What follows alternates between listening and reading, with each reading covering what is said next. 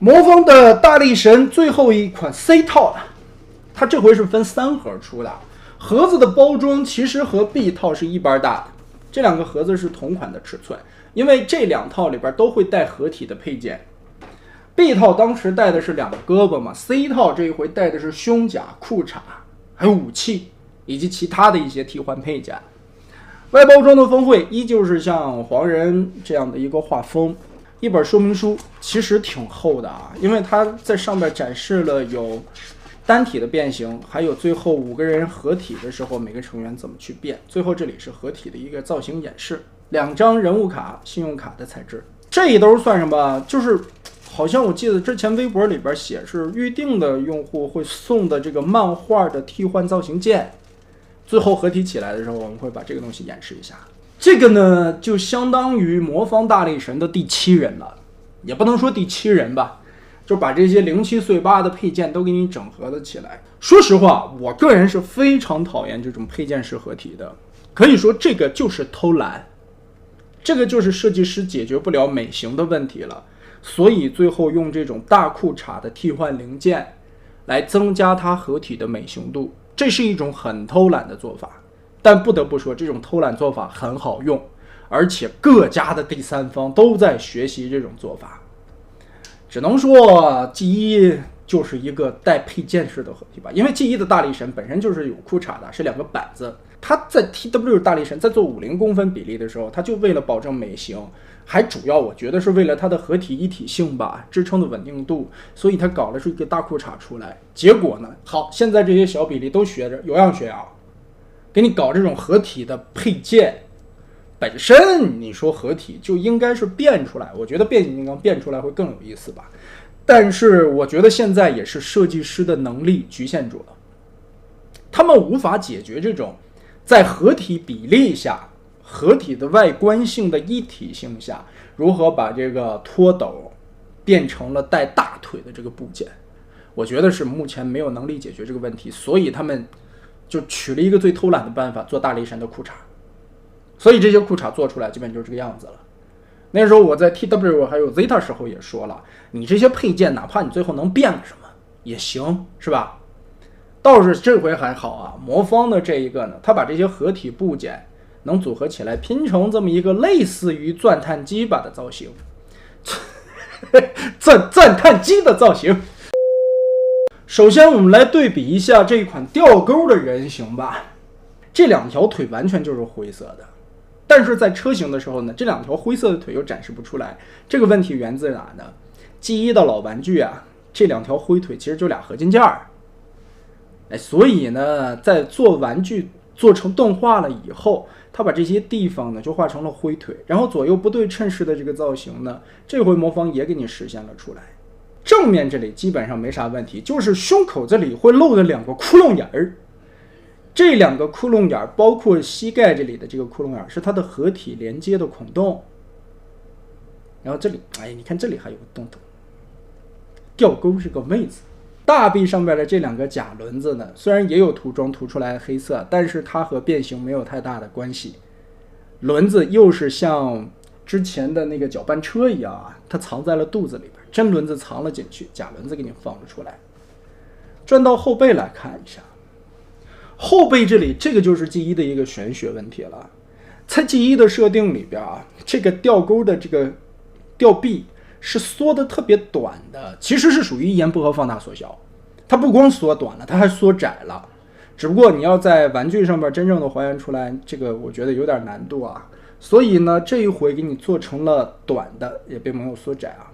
倒是这个长度是挺符合G1设定稿的这个样式的。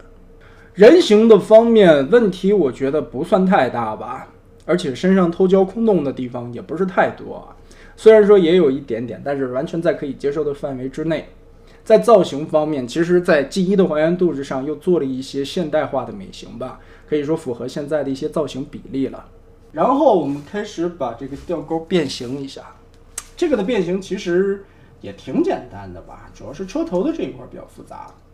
我们从脚底开始变起吧。首先一只脚一只脚的来，它这个下方啊有一个滑道，稍微的有点紧啊，把这个滑槽拉出来。其实可以看这个前方的进气格栅它是缩在小腿的这半截里边的，隐藏起来了，也用这个进气格栅的灰色部分成了腿部的颜色的一种。把这块拉开，然后把脚底这块直接翻下来，翻下来以后呢，这里直接往窄拉开，合并成这面，然后上方的这一块卡下来，卡扣锁上，脚丫子立起来，旋转一下，我们把这个脚尖儿摊平，接着一个双段关节缩，卡到这个驾驶舱的内侧去，这里有一个卡扣结合，定在这里就可以了。然后旋转个180度，搁在这里备用。另一边左右脚是一个不对称式的变形。这一块呢，先把 Z 字折叠这一块放出来，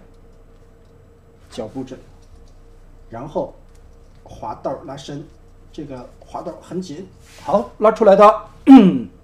接着脚尖是分为2个零件的，首先把这个小方块往里折一个90度，再把这个边儿翻转，然后立起来，侧面这个边立起来，不要管它。我们这个时候就旋转到这个位置来，再把上方这里盖上，有一个卡扣结合，这是另一节车，就是车头的另一半，旋转180度放到这边来，翻到腿肚子后边来看，胯部我们先脱开腾开位置，把这2个油箱从这里打开，这个结构有点像搅拌车的那个味道了，把它立起来，都是尼龙架，所以呢有一些地方不好过的时候直接别没问题。小腿肚子后边的这块盖板掀开，把这些卡扣打开，先调正了，把膝盖的位置调到正确的角度，然后挑起来，180度翻转，贴到大腿肚子的后边，然后从前方的膝盖这里往下拖，脱开以后一个 Z 字折叠贴合。我们腰部先拉开吧，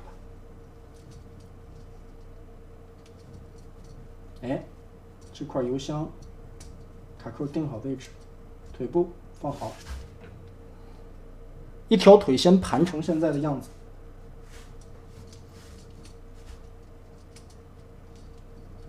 另外的一边也是，把这一块面板翻上来，下方 Z 字折叠再倒着包一下，这个时候就可以把腿中间这里所有的卡扣结合了。它在这里边有一个很大的卡扣，先把这里边捏紧，接着这边的面板上2个上下的卡扣再捏紧，顺势把这个滑道往里推，推过来以后侧方这里又有一个卡扣了，再捏紧结合，然后前方的进气格栅滑道推满，侧面这里这块放平了，检查一下，再把滑道推紧，夹住。好了，车头的这一块基本上就变形完了。其实我们可以独立的理解为这条腿分了1、2、3、4块，把这4块最后夹心整个的并起来就可以了，它就变完了。油箱摆好，检查一下卡扣，好了。下半身先变好，我们再处理上半身。上半身的变形，首先肩膀上边这里2个扣子卸开，掐着前方的，翻到这面来看，这是一个双折叠，填平，另外的一边直接翻板填平就好了。然后这一块拉开，脖子下方这里有一个卡扣，连接着前胸板，把这块解锁以后翻出来，下方的滑道往上拉满。接着我们把胳膊腾开角度，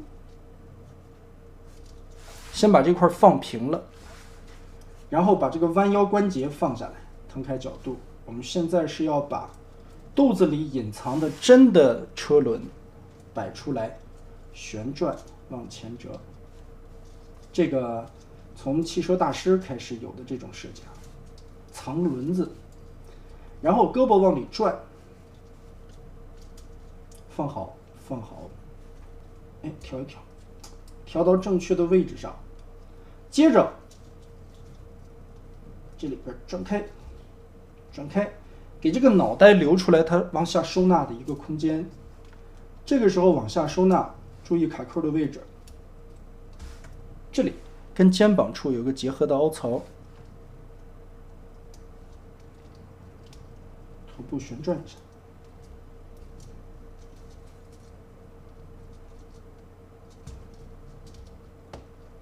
夹住，哎，好了，看一下左右这两个卡扣对齐了为准啊，把这块都对好，然后小臂从中间一劈二往上拉一下，顺着这个倒角拐一拐，手心儿冲下，让这个手背儿的一个曲线弧度跟这个斜着的曲线弧度贴平了就行。把这个放下来，另外的一边也是，这里稍微的往上拉一点点，拉出来这条缝隙好过倒角，然后往下翻转下来以后，用手背的这个曲线去贴这个斜坡，注意把这里顶平，折过来，藏好。最后我们把轮子拉开，贴过来，往过一折，这个钩子状的卡扣结合到小臂上，把它勾住。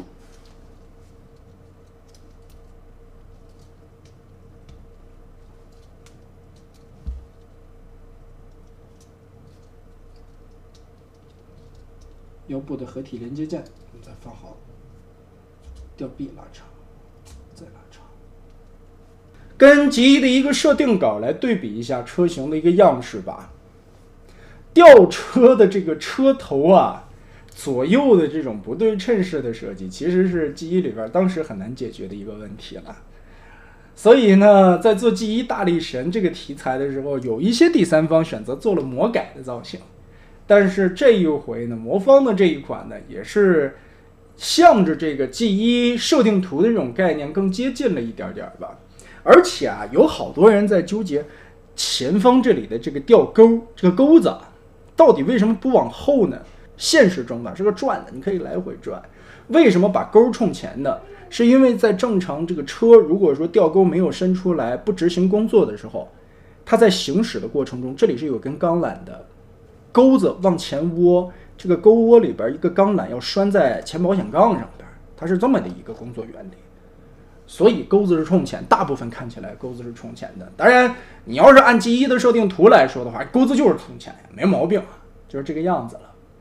尼龙的材质，整体的用料也是不错的，属于那种很经掰扯的，你随便掰哪弄掉了直接扣上去就行了。而且呢，也是不容易出白痕的那种。唯一有一点可惜啊，我感觉。因为这块车头中心的这个面板吧，它是一个灰色零件上的漆，而不是说是像这个黄绿的这个颜色的底色，所以稍微的能看到一点色差。操作台也是可以旋转的，吊钩可以伸缩，上下可以抬动。然后我们来看一下这一次，我个人感觉魔方的这一套大力神里边设计最精彩的一个拖斗。这个家伙的设计很厉害，一会儿变形的时候我们慢慢的再来详细的了解啊。首先我们先对比人形吧，老规矩，先来看一下人形和G1的设定图的一种出入感吧。首先 G1的拖斗其实很难看的，它其实来说啊，并不是说像我们印象当中玩具样式的那个胖子。很多的第三方做拖斗的时候，为什么把它设定成一个宽宽的胖子，跟其他的体型很不搭调？因为它毕竟要变成胯部嘛。第一个，它合体的时候是一个大力神组合的大胯，所以它的宽度本身自己就需要有。就是这种类型呢，就是可以见官方的 IDW 的大力神，它就是这样选择的。其次，拖斗的这个车型变完了以后，它这个大型的装载的翻斗车，它这个车型本身就是很宽很大的，所以车型局限下保证了它的这个尺寸绝对是这6个里边最大的。所以在人形最后解决完的时候，没有办法让这个拖斗瘦下来。但是我们可以看G1动画里边的这个拖斗的设定图啊，它本身不是一胖子，它是挺苗条的，因为 G1 玩具是很苗条的 ，G1 玩具的车型比例是没有概念的，所以呢，就导致了玩具里边的那个拖斗的那个翻斗车啊，就跟挖掘机的宽度差不多。所以呢，它的人形也就是那种瘦瘦窄窄的，结果这个就出现了最大的问题，动画、玩具还有最后的2个形态切换之间 bug 太多了，这也是为难了很多变形金刚设计师的一些难题吧。而且最重要的是，它最终要变成大胯，所以呢，这也是这回魔方偷懒的一个点，他把大胯给你做成了替换件，就跟拖斗的身材没有关系了，拖斗就可以还原出来动画片里边的这种纤瘦的感觉了。但是呢，这一回魔方的厉害又厉害在哪儿呢？他把车型给你加宽了。你看现在拖斗的人形是这个样子，但是车型是要比其他的那几个车更像真实载具那个比例的，那个翻斗车会很大。人形的正面来看吧，G1动画的设定图里边本身是一个非常丑的，而且身材比例也很不和谐，就导致了你看这个胳膊啦，包括这个溜肩的问题啦，还有腿部的这个板的问题啊。魔方这一回的解决，我觉得是在美型上边又像是现在的这种审美感觉吧，就正常一点的人形比例吧。当时有人也在问啊，这很莫名其妙，头上这个黄色的涂装是哪里出来的？我也仔细对比了一下，无论是设定图里边、动画里边，乃至于 G1的玩具，其实拖斗的脑门上面并没有这个黄色的涂装，这个很画蛇添足的一个点缀。背面这里第一眼看上去啊，拖斗这里会有一个立起来这么大一个板子，为什么这么难看？我当时也在想，怎么这个是我变形不到位吗？这个后背的板子为什么立起来？但是我当对比了设定图的时候，我才发现啊，在 G1动画的设定图里边，后背这一块的板子相当于是在玩具形态下直接一个前翻，前边的那个车顶的那个挡的那块板子。因为G1的动画设定图也是根据玩具来的嘛，玩具变形就是脑袋上面的盖子跟这么一翻，所以翻到后背就这样了。但是魔方这一回呢，他故意给你设计了这么一块板子啊，他也是为了还原G1动画里边的一个造型。结果把这块给你弄过来了。但是也可以看到，这个板子是2层堆叠起来的。一会儿变形的时候，大家也都明白这个东西为什么叠了这么多层。整体来看，腿部后边这里也是填得满满当当的，可以说这2条腿里边容纳了很多的东西。就是大家一会儿能看到变成车的时候，它可以延展出来很大很宽的一个车斗，基本上全在这2条瘦弱的腿里了。虽然现在看起来并不瘦弱嘛，但是它填的是很满的。总的来说，这款拖斗的人形我觉得做的还是比较满意的吧。它是像G1的还原度那样去靠拢了，但是也是加了现在的一种美术的风格，更像是符合现在审美的一种人形比例概念。同时它能做到2个不同质量的变化，这个就是官方所解释的质量转换技术吧。这里可以脱开一个卡扣折膝盖，但是呢，这里并不是设计的一个膝盖点，设计的膝盖点就是这里，还是双段关节的。这款拖斗的变形可以说是迄今为止，无论官方还是第三方，我见过最复杂的一个设计了，也是除了合体形态之外解决的最好的一种方案。我们来看一下吧，一个小比例身上能玩出来多少的质量转换。首先我们先从上半身开始变起吧。胳膊，刚才我们看到从这里劈一个90度的关节下来，把它劈开，然后把这个轮子转一下，转到这边来，定一下位置，也就是说让刚才大臂前方这里这个面跟这个面结合住就好了。背包这里挑起来一个双段的关节，这些关节看似细啊，不要怕，尼龙的，随便拧。然后把这2个地方往后撩开，这个滑道直接拉长卸松，卸松就不要管它了，耷拉在这儿就行了。然后胸口这里直接翘这个卡扣，中间是夹心的3层，这下方呢有2个咬合的点，左右这里撬开，直接撩起来。哎呀，你看这个胸口掀开以后露出来这么大2个又圆又白的东西，真的是车灯，好大的车灯啊！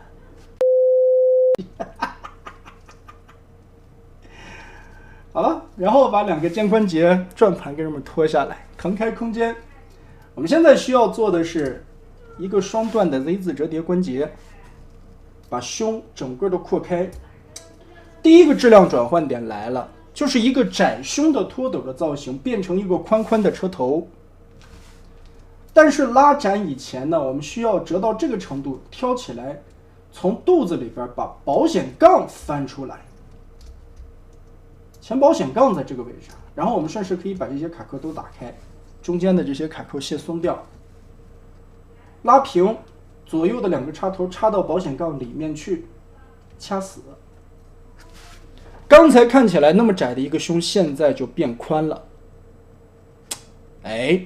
质量转换第一个点出现了。接着脑袋顺势跟这么转进来，转进来以后摆一个什么位置呢？摆到这儿吧。摆到这儿貌似不大行。好，摆到这儿。哎，看一下这个空间窟窿里边正好藏一个脑袋啊，不卡。然后再把中间的第三个卡扣结合和上方这里的两个卡扣做一个维度的锁定，一个车头的宽度就做出来了。现在大家可以对比一下，这个胸到车头的宽度增加了30%到40%，现在已经。接着是第二个质量转换点，在驾驶舱的这个位置。拖斗的驾驶舱在人形的时候是有一点点刻画的，这个也是一言不合变大缩小的。但是在车型的时候，因为车头变宽了，所以这个驾驶舱也要跟着变宽。怎么解决呢？把它从这里旋转个180度，调一个方向出来，我们会看到前方有一个卡扣，然后把侧方这里立起来，就看到上边的顶子的这个面加侧面的这个面形成了一个更大的车窗。对比一下这边这个更小的车窗，这个质量是不是放大了？放大了以后咋办呢？从背包这里翻起来这个盖子，给它套上来，往住一扣，这个驾驶舱是不是瞬间增大了8倍？我操！就往上一盖，一个驾驶舱突然之间增大了这么多，这男人的终极梦想啊！接着侧方这里原先是在竖着这么摆的一个烟囱啊，我们要把它转成横向的，后边这块打开，再打开这个板子，里边还有一个小板啊，我们抠开。同时，这也是我们看到的第三个质量转换的面板。第三个质量转换的顶棚盖，刚才我们在人形看的时候啊，它最后合并到身体中间的时候，它是两节的，也就是说这一片和这一片夹层了，最后为了还原背包的那个顶盖子，所以呢，两片两层。这一回呢，变成车型的时候变成了1×3的格子，又是一个质量转换的延展，把窄的变成宽的。这个车头基本上现在已经有了。接着我们从侧面这里看吧，后边我们刚才翻起来的这一块往前折，这里有一个卡扣贴上去，作为车的一个轮子前方的部位吧。好，这个时候是一个变形的难点啊，这块说明书画的非常的不详细。注意这个胳膊的转轴位置，这里要调到一个刚刚好的角度。但是你真要说调到多少度呢？这个也不好形容，只能说凭手感吧。最后这里是要密合到中心的，一个滑道滑进去以后，这里有一个卡扣是它的定位点，把这个卡扣滑进去，贴合掐死，然后胳膊旋转一下，旋转到这一面吧。这里又和吊车是异曲同工的效果，对折一半翻过来。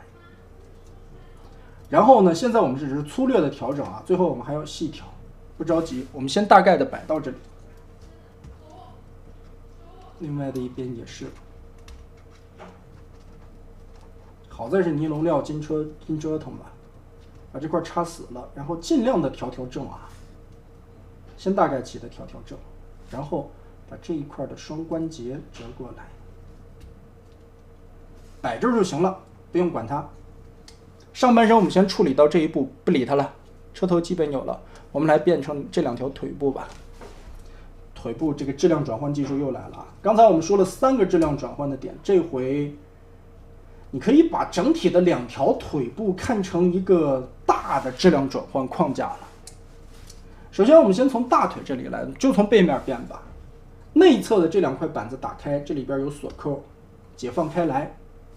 然后双段关节拆开这里的卡扣，把它拉开。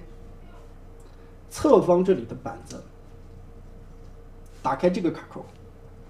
脱开以后，我们就可以把膝盖整个的一个双关节拉松掉。接着，脚折一个90度过来，脚后跟和脚前边这里拼成一个方块。接着再往开掰，打开这里，轮子掏出来，这里有一个特别小的角角，不要忘了啊。也就是说，我刚才为什么拉开这个双段关节呢？主要也是为了腾这个角角。只要把这个角腾出来以后，这一块就可以密合了。卡扣扣上，这里的这个卡扣顺势拆开它，就是这一节。我们可以看到这里是一个钩子状的，把这一节卡扣拆开。好了，现在拆得很碎了。接着把这块往这边拨，它本身在这里设计了一个更往外的一个方向扯动它，拉开。这里必须要注意先后的顺序。把这一根板子翻出来，下到这里再延展，就把它变大了。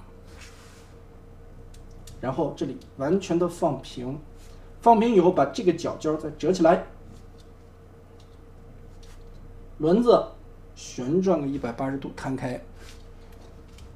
好，我们翻到正面来，背后我们操作了一大通啊。再来对比一下这2条腿，就从这么细这么长的一只脚变成了这么宽这么长的一个天蚕脚，就完全的延展开了。但是你会发现，它把一个堆叠的很密实的长方体吧，相当于变成了一个框子，一个靠片片变出来的框子。有人说这是不是片片包裹啊？我再重申一遍，这不是片片包裹，这是片片变形。它真的是拿片变的，就是叠纸箱子变。接着我们翻到这边来，把这个地方折一个90度下来，让它整体变宽，车不就变宽了吗？然后往里折这段关节，折这段关节折过来的时候，你会发现这里有涂装，然后会出现一个梯形的凹洞。另一个宫口在哪里呢？在这儿。先把这里定上吧，这个滑槽滑进去啊，这一步是最关键的点。你将来以后车型能不能完整密合，主要是看这个滑口对得准不准。也就是说，现在呈现一个2片中间夹一个轮子，把这个宫口母口咬死了就好了，不用管它了。另外的一条腿我们就快速来变吧，打开，打开，然后再拉开，脚底合并，再打开，拉开，拉开，再翻开，合并，合并，再转出来，再转出来，再合上去，再翻过来。好了，就变完了。说起来是很好理解的，但是第一次变形你光看那个说明书真的很迷惑，所以黄书背锅吧。魔方的说明书，嘿，看了等于没看。接着我们继续把这一块回归成一个90度折叠的样子，我们把这个母口露出来，插入。为什么要叫公口和母口呢？公口是个凸，母口是个洞嘛。对准，瞄准了才能插得稳嘛，插进去。好了，2条腿现在基本上就算是变完了，这个时候就差合并了。注意这个地方的合并又是一个公套母的梯形滑槽，先把这块滑槽结合稳了，接着把这里的卡扣对上。能不能对得齐，就看你前面变得到位不到位。只要变到位了，对齐了，往上一卡，这个后边就变成了一个大梯形，还是一个空空的大梯形就好了。然后我们现在需要做的就是完全的翻折过来。这步变形是不是很有小时候玩玩具的感觉？就是这么一翻腿变过来嘛。但是现在就是最重要的闭合阶段了。我们刚才调整的胳膊的位置啊，刚才我们只是预调整了一下，现在我们要进行最后的咬合。首先中间的这根芯儿立正，然后胳膊折过来的这个凹洞这里有2个母口，对准这2个弓突。弓突哪儿来的词？哎，把它插进去，咬得死死的，吸得紧紧的。接着我们把这个翻斗完全的翻下来的时候，你会发现这里侧面有一个凸起物，又是一个弓头，而腿肚子里边这里呢有一个母孔，套到这个窟窿眼里去，我们好插。呸，唾口唾沫，唾口唾沫更好进一些。哎，如果说这个口对准了，那前方这里的这2个凹槽就已经自动的归到这个位上了。看一看，好，套上，完全的套上以后，我们就可以再次的捏合，把中间这里所有的卡扣逼齐对准，最后再检查一下2条胳膊下方这里。如果说你调正了，这个地方就会对得很准了。魔方大力神的脱斗这种质量转换的魔法吧，实现完了就是现在的样子了。可以说这个脱斗的变形是迄今为止这些大力神成员里边我玩过最好玩的一款了，非常的巧妙，各种各样的质量转换技术，从胸口的延展开，背后那块板子的加宽，以及驾驶舱的突然增大，还有2条腿完全延展出来脱斗的这个宽度，这一点的感觉很微妙啊，已经是很像的了。但是唯一有一点可惜啊，它这个斗并没有深度，它不会像真正的 G1 的那个，或者说真车啊，或者是 G1 设定图里边的这款车，它斗里边是可以装东西的。这一款呢，为了保证人形的一个美观度吧，它这一块斗相当于什么？这个翻斗车上面蒙了一层盖子，而这里边是空的，这一点是有点可惜的。但是能做到这样的质量转换，已经是挺恐怖的一件事情了。顺便我们来对比一下这6款成员的一个车型吧。所以说，这就是我感觉厉害到的一个点，它这个车型的一个质量转换真的太恐怖了。可以对比一下其他的5款成员，你看，相对来说最大的反而是这个铲土机，因为它长嘛。但是大家从宽度的来看啊，这个脱斗突然之间它能变到这么大，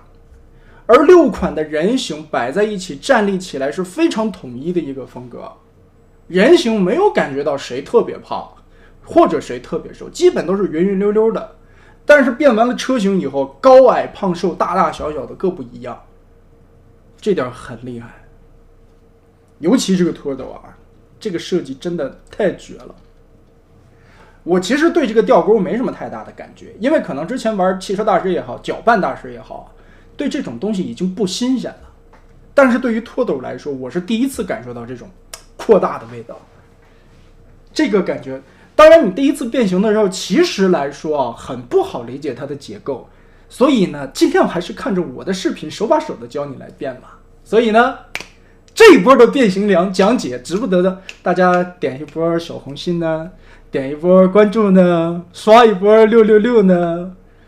不得不说一句，把玩党牛逼呢。以我个人的一种把玩的理念吧，或者说我对于这个设计的理解的程度，我去怎么把这个东西演绎出来，让大家看得个明白。因为很多东西其实你看一个静态的说明书是特别不好理解的。我觉得黄叔在这个方面画说明书他也是努力了，他想尽量的展示出来很好理解的一个状态，但确实这款脱斗的设计也是够复杂的。